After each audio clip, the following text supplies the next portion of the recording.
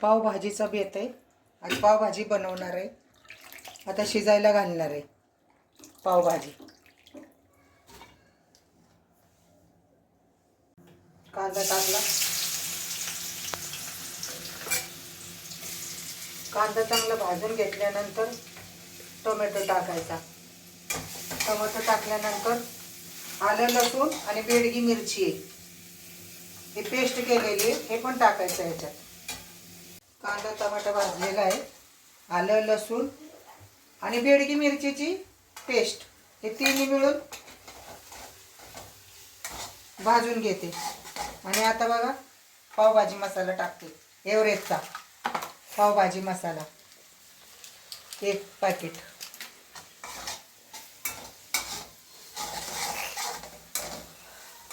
हे भाजून झालं. कांदा टमाटा मसाला एव्हरेस्ट मसाला टाकला आणि मग आता भाजी ओतते त्याच्यात.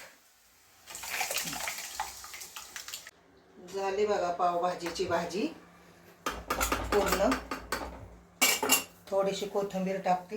झाली बघा भाजी तयार, खायला तयार आहे. हे बघा.